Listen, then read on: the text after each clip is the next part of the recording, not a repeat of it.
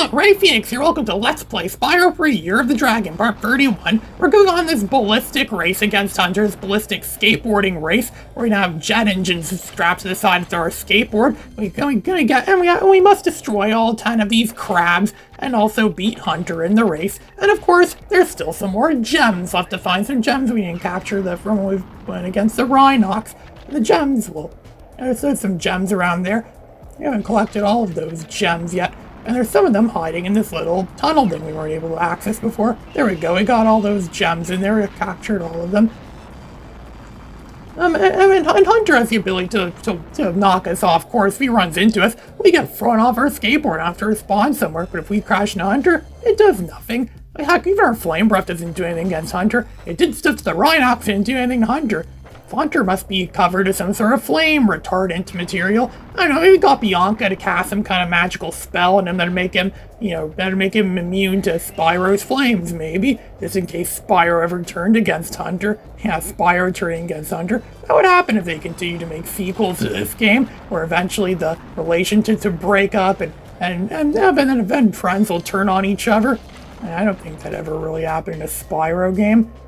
I mean, there have kind of been games like that before that's happened. Like the Mega Man X games, the later ones in the Mega Man X series were kind of like that. It's not really that ridiculous of an idea. But I think Insomniac Games exhausted all their ideas by this point.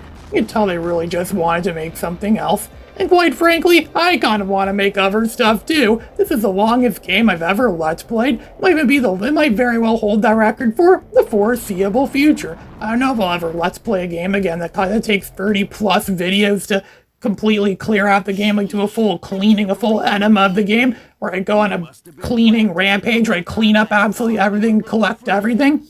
It's really making the game live up to its reputation of being a collectathon. I mean, what would a collectathon be if there was never any stuff to collect in the games? And we just collected another egg that Hunter had. He could have just given us that egg for free. He's on our side too, supposedly. Or maybe he's not really on our side. Maybe he doesn't really want us to win. Maybe he's secretly betting against us. Maybe he made some kind of deal with the sorceress, and he's gonna get screwed over when the sorceress finally loses to us. Well, there's some gems there. The only way we can realistically get those gems is if we use this skateboard, this motor skateboard thing, and build up a lot of turbo energy, so we can jump to that platform over there on the far right and get those blasted red gems. And of course, that way we can really save up enough of that is if we do tricks and kill these crabs by iterating through the track, going through the track, and every time we go through the track, we build up more and more turbo, and eventually we'll have enough turbo to fly all the way over there and get those last few gems, those last red gems. Of course they're red gems, why are they ever not red gems? Red gems are always the gems that are famous for, or infamous for, preventing people from getting the Spyro games 100% complete, right? What else is it gonna be? There we go, I have full turbo, and I just did the course several times. I only did it twice over. I don't think you want to see me go for the whole course. I kind of just edited that out. I can go and blast off over here where we can get those last two red gems. I think we have all the gems on this course now. Yep, this course, well, this specific racetrack has every gem collected. But there's more gems in the Lost Fleet. Gems that got lost in the Lost Fleet. I guess it's fitting. I guess this level really does live up to its name then. This might be the most accurate level in the entire Spyro franchise in terms of living up to its name. I didn't really care about winning a race right there. I didn't even know I was in a race, and didn't let me just simply jump off my skateboard so I could go back into that vortex whirlwind thing and return to the level, return to the Lost Fleet. I keep forgetting the name of this level too.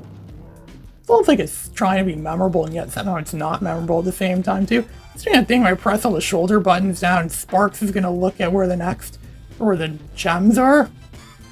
At least Sparks has a power-up, got a power-up that's somewhat useful from doing those Sparks levels. I think it's somewhere in there.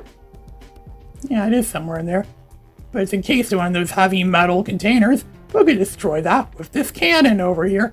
There's recolored, reskinned cannons are the ones we had in Spyro 2.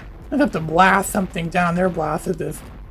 There we go, we blasted them down here. We got a bunch of, you destroyed one of those things when you hear that iconic sound, boop, boop, boop, boop, boop. It all sounds a little bit like that sound someone joked about. It's like that skit my mom made up where this cat was jealous of someone's toy Woody from Toy Story. So the cat went and murdered Woody, and then he grabbed onto Woody's leg and dragged him down the stairs to the basement. And as the cat was dragging Woody down the stairs, his head went boom, boom, boom, boom, boom, boom, boom, boom, boom, boom, boom, boom, boom, as he was going. His head was bouncing off the stairs to the basement. And then the cat went and buried the Woody toy in his litter box, and no one ever took care of the cat very well. So no one ever cleaned out the litter box, and no one ever found Woody in there. That should have been a plot point that happened in Toy Story 5. I mean, I never saw Toy Story 5. Someone illegally uploaded it to YouTube last week or so. I think it got removed. Why am I not surprised? It's an illegal movie theater bootleg on YouTube.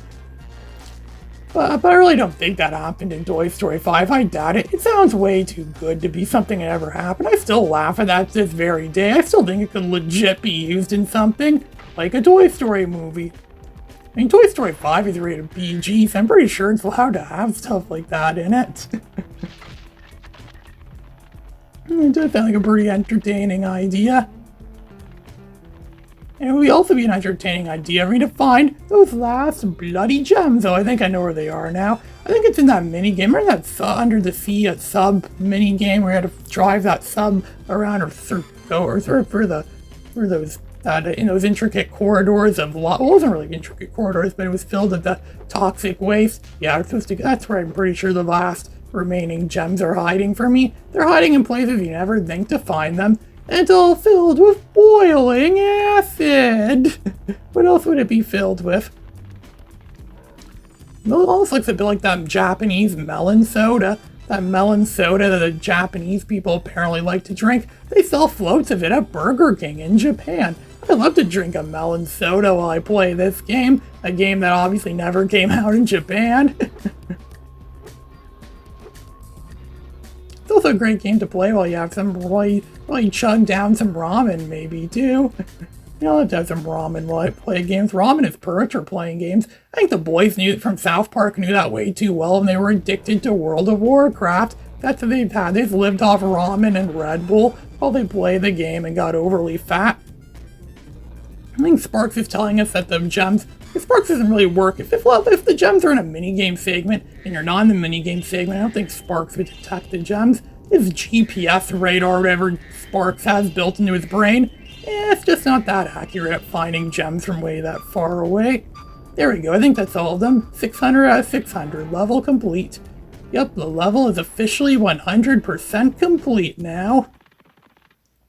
Just need to find our way to get out of this level. And then we could head back to the homeworld. I think pretty much all the levels, or pretty much the vast majority of all the levels in the game that we could complete have been completed. So that means the next time we play this love game, we're going to be going after the sorceress and giving her a taste of her own medicine. Let's see how she thinks extinction is, how great of a thing it is to be extinct.